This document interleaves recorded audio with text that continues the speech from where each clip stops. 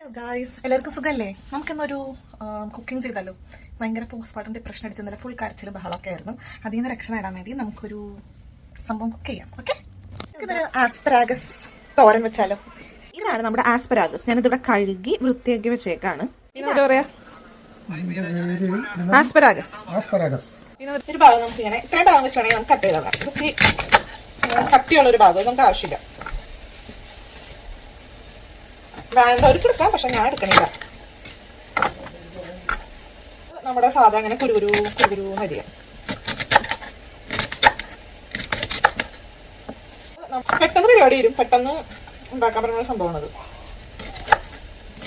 കുറെ നാള് കഴിഞ്ഞിട്ട് അടക്കളൊക്കെ ഇറങ്ങോണ്ടേ ഒന്നും അങ്ങോട്ടൊരു ഇത് വന്നില്ല. അരിയാൻ പോലും മറന്നുപോയി.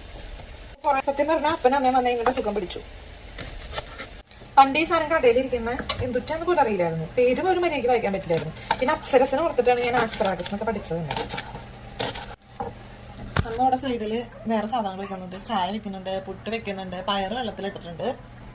പക്ഷെ നമ്മളതിന്റെ സൈഡിൽ കൂടെ ഈ സംഭവം ഉണ്ടാക്കുന്നു. ഇവിടെ തേങ്ങ ഇത് ഇങ്ങനെ വരുള്ളൂ ഫ്രോസൺ ആയിട്ട്. അപ്പൊ നമ്മള് ഇതിനാവശ്യമായിട്ടുള്ള തേങ്ങ കുറച്ചിങ്ങനെ ഇതിനിങ്ങനെ ഉടച്ചെടുക്കും. എന്നിട്ട് അവനിൽ വെച്ചിട്ട് ചുമ്മാ ചൂടാക്കും. അപ്പൊ പെട്ടെന്ന് അത് വിട്ട് കിട്ടിക്കോളും. വേറെ ടെക്നിക്കുണ്ടോ എനിക്കറിയില്ല. ചുമ്മാ കുറേ നേരം പുറത്ത് വെക്കണേക്കാളും വേണം ഇങ്ങനെ ചുമ്മാ ഇങ്ങനെ ഉടച്ചെടുത്തിട്ട് അത്യാവശ്യത്തിന് മാത്രമായിട്ടുള്ളത് ഉടച്ചെടുക്കാം. എന്നിട്ട് നമ്മൾ അവനിൽ വെച്ച് ചുമ്മാ ചൂടാക്കിയെടുക്കാം. അപ്പോൾ പെട്ടെന്ന് അത് ഇതാവും. എന്ത് കുറച്ച് നേരം വെച്ചാൽ മതി. അപ്പോഴേക്കും കണ്ടോ ഇങ്ങനെ പൊടിയായിട്ട് തന്നെ ഉണ്ട്. മറ്റൊന്നും വെച്ചാൽ കുറേ നേരം എടുക്കേണ്ടി വരും. ഇപ്പോൾ ഇത് പൊടിയായി.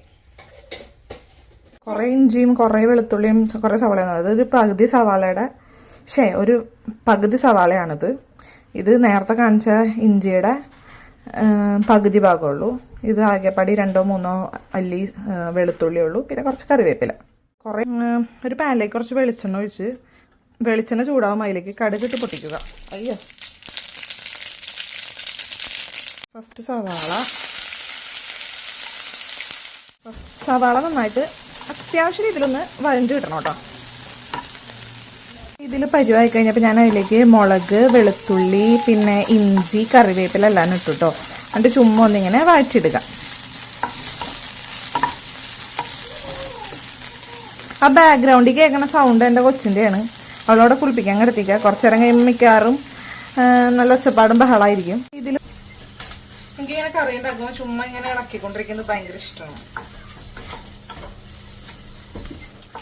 ഇനിയാണ് നമ്മുടെ താരം ആസ്പരാഗസിനെ ഇടേണ്ടത്.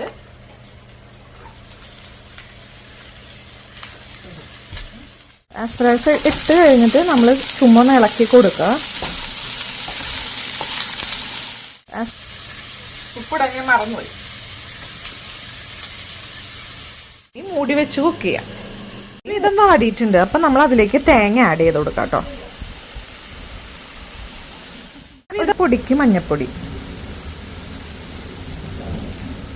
ഒരു ഇളക്കി കൊടുക്കും. നമ്മുടെ ആസ്പരാഗസ് റെഡി ആയിട്ടുണ്ട്. അപ്പം അമ്മയ്ക്കും കൊടുക്കാം. അപ്പം ഇതെങ്ങനെയുണ്ട്? അപ്പം വെരി ടേസ്റ്റി ആണോ?